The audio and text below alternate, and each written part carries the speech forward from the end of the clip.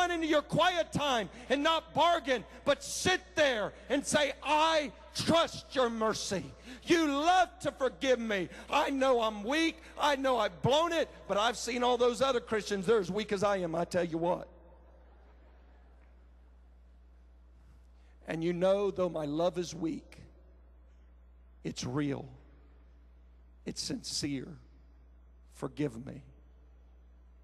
And realize that that's enough. And when His mercy touches you, your heart expands, and trust that He actually forgave you like He said He would. And then jump as high as you can, shout as loud as you want, and receive the encounter of God that you've been crying out for. I'm going to close it with this story. I want you to hear it. The day that this truth struck my life changed me forever. See, I have 3 sons. My oldest son, Samuel, he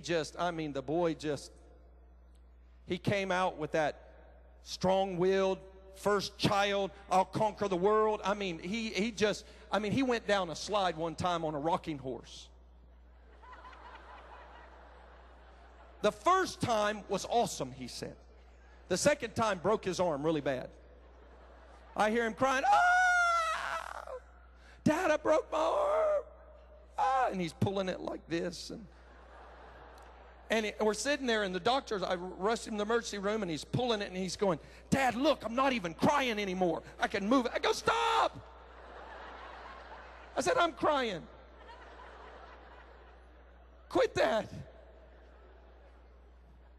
Just independent, just go off, do anything, capture the world. And I remember we asked the Lord, we said, "Lord, give us a son, a cuddly son. We want all kinds of sons." We said, give us a son that just loves. My second son, Jonathan, I wake my boys. I don't care what you think. I wake them up all the time at night. I do. I wake them up just to hug them. Just to love on them, just say, "Who's your daddy?" and just kind of mess with them till they say, "Oh, I love you," and then go back to sleep. I don't care. I only got 18 years to do that. I can't just go over to their house when they're married with kids, break into their house and wake them up and go, "Who's your daddy?" I got only one shot at this thing. And if my wife can't talk me out of it, you ain't either. So don't quote Dobson or somebody else, because I don't care. You live with your children. So but my son, he's real tender. And I needed a breakthrough with him because I'm this brash, just blah thing, but my son's real tender. And you ever had that where different personalities, you need that breakthrough at certain times? And I needed a breakthrough with Jonathan. My dear son right there, he was about 4 years old. And he hates when I tell this story. He says he does. He loves it. You love it.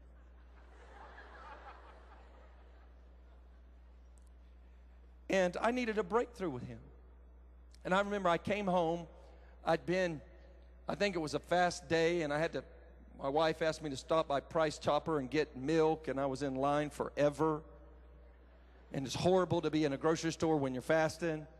And my stomach wasn't doing right because I'd ate chili dogs and hunks of meat and white sugar and white flour and all kinds of bad stuff the day before. And I was just in a bad way. I was feeling sick. So I come home and I walk in the door. And as I come in the door, I see them right up the half flight of stairs is our kitchen table. And Rachel's feeding the boys, and she had that her hair out to here. Have you ever seen 3 boys eat bad? It's a scary sight. And I could tell it had been a hard day. And because I could tell it had been a hard day because her hair was like whoosh. She had that eye, that. Oh. She had kicked out. She was ready to take people down. And because I knew it had been a hard day, I didn't make eye contact. Like when you run into a grizzly bear and they say, "Don't look at him." You just kind of look down. Just back up, just walk away. When your wife's got that look, don't make eye contact. Just kind of move, kind of get away. Besides that, I had to go to the bathroom. I was feeling bad. So I don't look at her, and I just kind of on into the back room, and I am really feeling sick. And I'm sitting there, and I hear a dreadful sound. No. What's wrong with you people? I hear my wife say, this is the first time a crowd has ever done that. I hear my wife say, Jonathan David Hood, how could you? How could you? I've asked you not to drink Kool-Aid on my brand new carpet. You put a stain right in the middle. Now, my wife, she grew up in a pastor's home and grew up taken around to every parsonage. And when she married me, I took her to the worst dumps on the planet. As we were in the beginning of our ministry, I mean, sometimes I thought the toilet was going to fall through the floor. Some of the dumps I had her in. And for the first time, we bought our own house. Brand new carpet. He had taken cherry Kool-Aid and spilled it right in the center of the walkway where everybody would come in the house and see it. Her first house ever. Ever. She goes, Jonathan David Hood, how could you? And I heard her voice, and she goes, you go to your dad right now. He's going to discipline you, young man.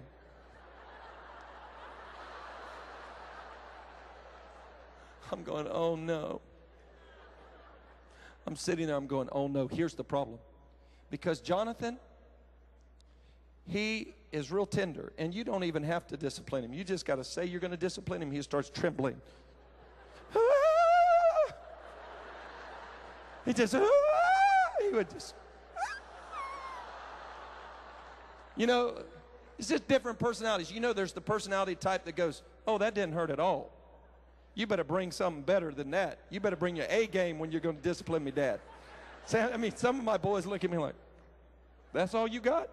But in that stage of his life, he would just, I go, Jonathan, I haven't even done anything. He's just real tender. He's got a prophetic spirit on him. He's real tender. And now he's grown up to be big. He's strong and mighty. But he was real tender.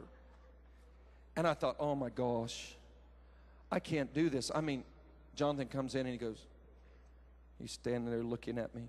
I go, Jonathan. I go, out of all the days you picked this one. I said, go in there and wait on the bed. I can't move.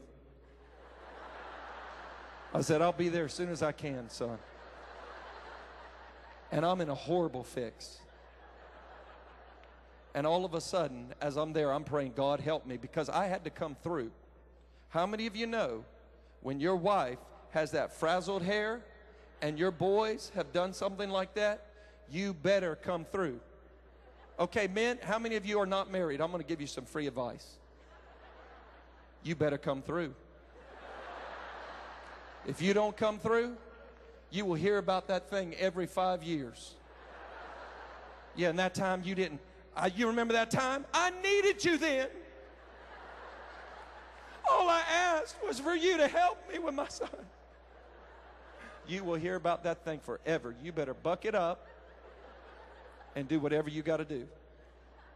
But I knew I was in a place where Jonathan, if he was going to do all that stuff and I had to go through a 30-minute routine of just letting him settle down and calm down and da-da-da, I was in trouble because I was stuck. And so I prayed, God, help me. And all of a sudden, like a light from heaven, illumination came. Illumination. I don't care what you think, it was a divine idea. It struck my head. And I called Jonathan in there. I said, Jonathan, come here. I've heard. I've been to the mountaintop. I've heard.